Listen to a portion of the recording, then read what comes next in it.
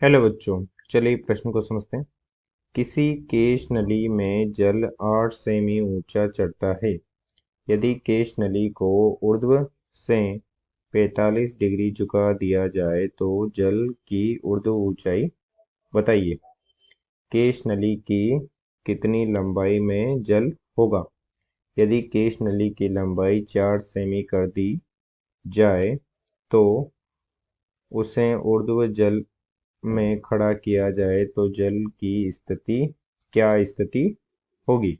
मुख्य अवधारणा में हम देख सकते हैं कि जब किसी केश नली को किसी द्रव के पात्र में डुबोया जाता है तो उसमें द्रव ऊपर की ओर चढ़ जाता है। माना कि इस प्रकार से कोई आर त्रिज्या की केश नली है जिसे द्रव में डुबोया गया है, तो इसमें दाबांतर के कारण इसमें एच ऊंचाई पर जाकर दाब में संतुलन प्राप्त होता है। यहाँ जल दिया गया है तो जल एच केश नली में माना कि एच ऊंचाई तक चढ़ जाता है। एच ऊंचाई तक चढ़ जाता है और केश नली की त्रिज्या स्मॉल आर है तथा बने हुए चंद्र तल की त्रिज्या कैपिटल आर है तथा जल का घनत्व माना कि डी है। तो हम लिख सकते हैं कि द्रव स्तंभ का दाब बराबर होगा पृष्ठ तनाव के कारण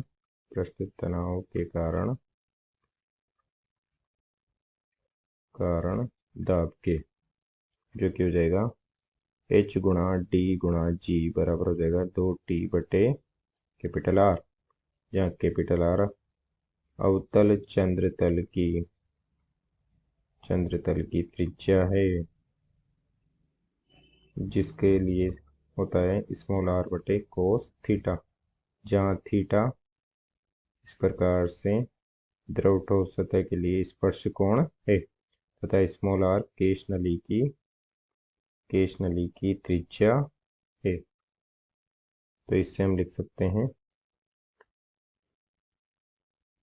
इसमें लिख सकते हैं हम, हालांकि हमें डायरेक्ट भी देख सकते हैं कि केश नलिका की ऊंचाई h अवतल चंद्र तल की त्रिज्या r के व्युत्क्रमानुपाती है।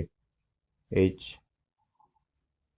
is inversely proportional to 1/r तथा यदि इस केश नली को हम एल्फा कोण पर झुका दें, इस प्रकार से एल्फा कोण पर झुका दें, इस प्रकार से एल्फा कोण पर हम झुका दें, एल्फा कोण पर हमने झुका दिया तो हम देख सकते हैं कि इसकी ऊर्ध्व ऊंचाई में जल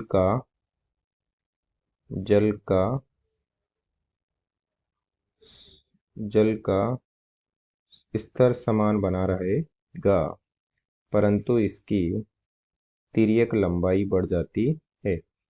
इसकी तिर्यक लंबाई बढ़ जाती है, माना कि वह तिर्यक लंबाई L हो जाती है।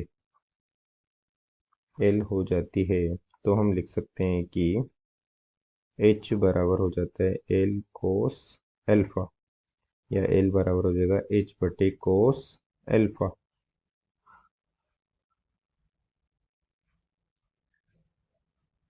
अब चलिए प्रश्न को हल करते हैं। प्रश्न में दिया गया है कि केश नली में H बराबर 8 सेंटीमीटर तक जल चढ़ता है। इस प्रकार से केश नली है तो इसमें 8 सेमी तक जल चढ़ता है तथा जब इसे 45 डिग्री के कोण पर झुका देते हैं। अल्फा बराबर, माना कि इसमें द्रव चढ़ता है h ऊंचाई तक, तो जल का स्तर तो समान बना रहता है, परंतु उसकी तिर्यक ऊंचाई बढ़ जाती है। ये h ऊंचाई है तथा ये l लंबाई है, तो l बराबर हो जाएगा h बटे कोस 45 डिग्री। तो h का मान 8 सेंटीमीटर बटे कोस 45 का मान 1/√2, तो l का मान हो जाएगा 8 वर्गमूल 2 सेंटीमीटर। तो हमें बताना है कि केश नलिका में केश नली की लंबाई हो जाएगी 8 वर्गमूल 2 सेंटीमीटर तथा ऊर्ध्व जल की ऊंचाई होगी ऊर्ध्व ऊंचाई होगी जो कि h ही रहेगी, 8 सेंटीमीटर ही बनी रहेगी। तथा हमने देखा है कि ऊंचाई h अवतल चंद्रतल की त्रिज्या कैपिटल R के व्युत्क्रमानुपाती है। तो यहाँ से हम देख सकते हैं कि एच आर बराबर नियत है, तो हम लिख सकते हैं कि एच आर बराबर हो जाएगा कैपिटल R बराबर R डैश।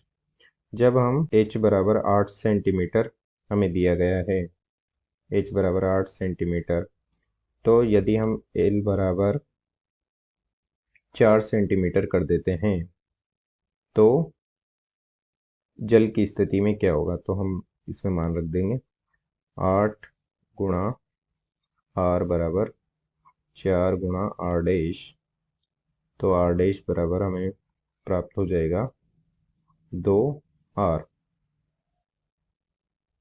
अर्थात हम देख सकते हैं कि जब हम नली की त्रिज्या h से आधी कर देंगे अर्थात 4 सेंटीमीटर कर देंगे, तो उसमें पहले अवतल चंद्रतल की त्रिज्या r थी तो वो दुगनी त्रिज्या हो जाएगी। माना कि इस प्रकार से अवतल चंद्रतल की त्रिज्या r थी, तो वह जब लंबाई को l कर देंगे जो कि 4 सेंटीमीटर है, तो वो त्रिज्या r डैश हो जाती है। अतः जब ऊंचाई को 8 सेंटीमीटर से 4 सेंटीमीटर कर देते हैं, तो अवतल चंद्रतल की